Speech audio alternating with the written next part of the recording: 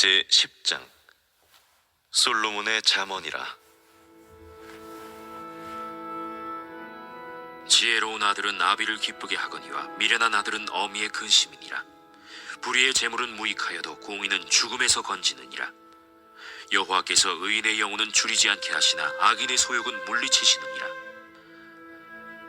손을 게으르게 놀리는 자는 가난하게 되고 손이 부지런한 자는 부하게 되느니라. 여름에 거두는 자는 지혜로운 아들이나 추수 때에 자는 자는 부끄러움을 끼치는 아들이니라. 의인의 머리에는 복이 임하나 악인의 입은 독을 머금었느니라. 의인을 기념할 때에는 칭찬하거니와 악인의 이름은 썩게 되느니라. 마음이 지혜로운 자는 계명을 받거니와 입이 미련한 자는 멸망하리라. 바른 길로 행하는 자는 걸음이 평안하려니와 굽은 길로 행하는 자는 드러나리라. 눈짓하는 자는 근심을 끼치고 입이 미련한 자는 멸망하느니라. 오늘 본문 잠언 10장 1절에는 솔로몬의 잠언이라는 말로 시작을 합니다. 누구의 잠언이라는 이 말로 시작을 하면 그 뒤에 이렇게 나오는 말씀들은 보통 어떤 특정한 주제를 깊이 있게 다루는 경우는 아니고 마치 어떤 명언집처럼 이런저런 지혜로운 말씀들을 묶어 놓은 것들이 많이 나옵니다. 이런 겁니다. 사실 잠언이라 하면 비유를 들자면 종합 선물 세트 같은 것입니다.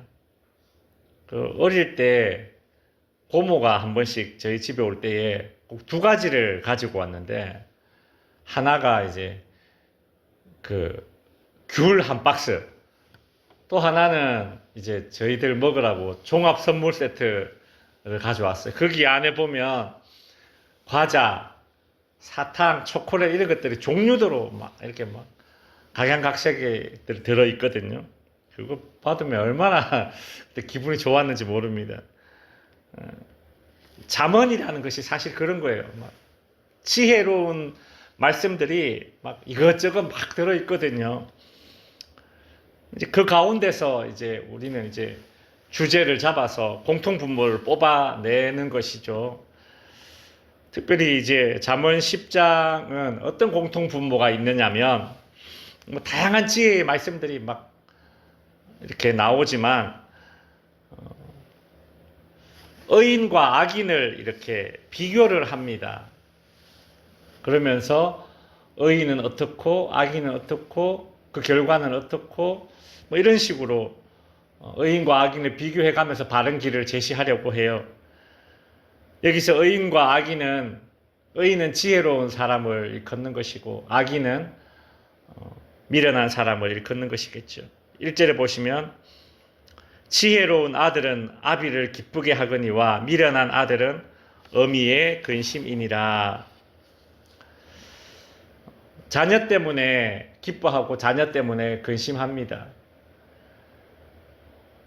사람이 이렇게 보면 막 톱니바퀴처럼 이렇게 맞물려 살아갑니다.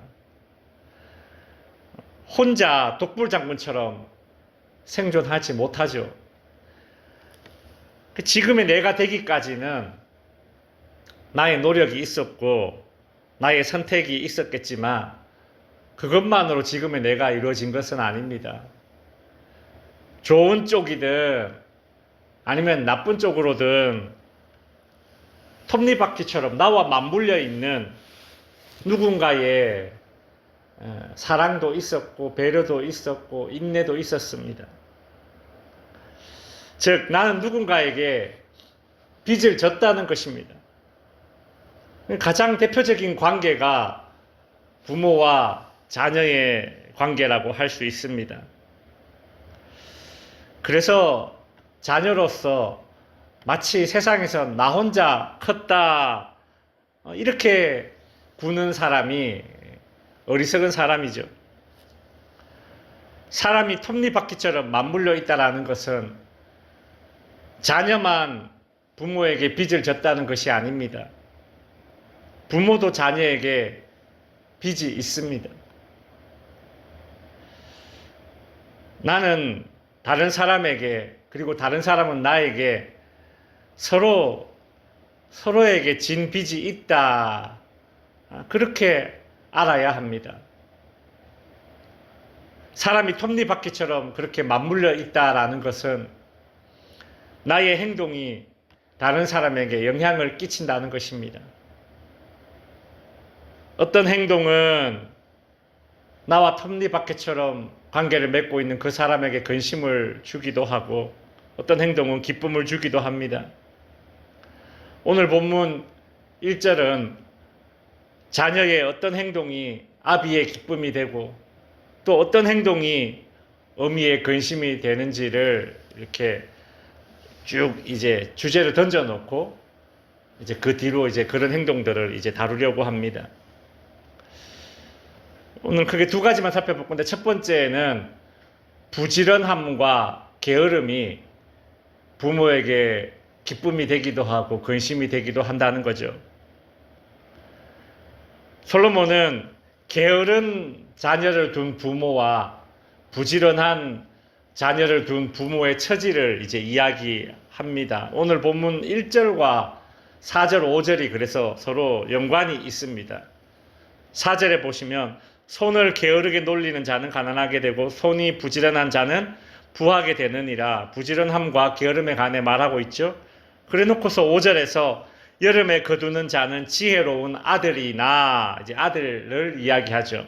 1절에서 이야기했던 그 아들이 5절에서 또 언급되고 5절은 4절과 같은 주제를 다루고 있는 것입니다. 여기서 여름에 거두는 지혜로운 아들이란 부지런한 아들을 일컫는 것이겠죠. 여름에 추수하는 부지런한 아들은 1절에서 말하는 부모의 기쁨이 되는 아들입니다. 우리나라는 보통 가을에 추수를 합니다. 이스라엘에서는 여름에 여름 과일을 추수를 합니다. 여름 과일이라 함은 이스라엘의 대표적인 과일입니다. 포도와 무화과. 그리고 보리 추수하고 난 이후에 이제 밀, 이런 것들이 이제 초여름부터 시작을 해요. 근데 이제 그렇게 제때에 맞게 부지런하게 추수하는 부지런한 아들은 부모의 기쁨이 된다. 그러나 5절 후반부에 보면 추수 때에 자는 자는 부끄러움을 끼치는 아들이니라. 게으른 자녀는 1절에서 말하듯 부모의 근심이 됩니다. 자녀의 어떤 행동이 부모의 기쁨이 되고 어떤 행동이 부모의 근심이 되는가? 두 번째 생각해 볼 것은 자녀의 정당하고 공의로운 경제 활동이 부모에게 기쁨이 된다는 것입니다.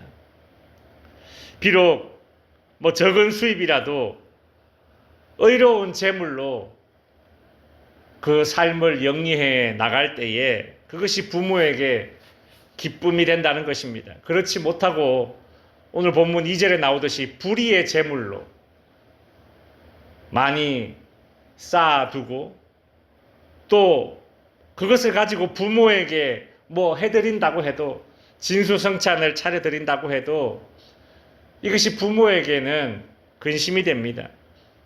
10절에 보시면 눈짓 하는 자는 근심을 끼친다. 여기서 이제 근심이란 단어가 나오고 눈짓이 나오죠.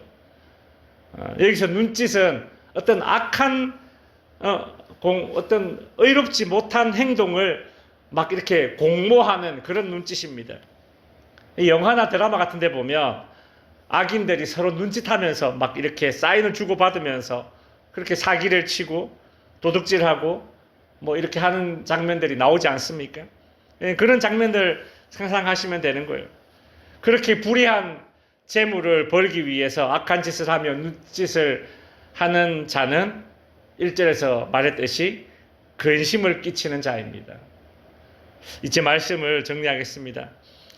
솔로몬은 부지런하게 일하고 정직하게 수입을 버는 것은 부모에게 기쁨이 되지만 반면에 게으르고 불의하게 재물을 얻는 것은 부모에게도 근심이 된다. 즉 나와 함께 톱니바퀴처럼 그렇게 맞물려 있는 가장 필연적인 관계에 있는 사람에게 기쁨이 되고 근심이 된다라는 것입니다. 부지런하고 정직하게 얻는 수입은 몸과 마음의 그리고 영혼의 보약입니다. 그러나 게으르고 불의하게 얻는 재물은 몸과 마음과 영혼의 독약이 됩니다.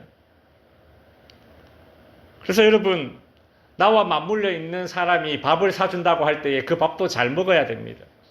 요즘 TV 보십시오. 밥 한 그릇 잘못 얻어 먹으면 그냥 바로 구설수에 오르는 정치인들, 유명인들의 소식이 나오지 않습니까?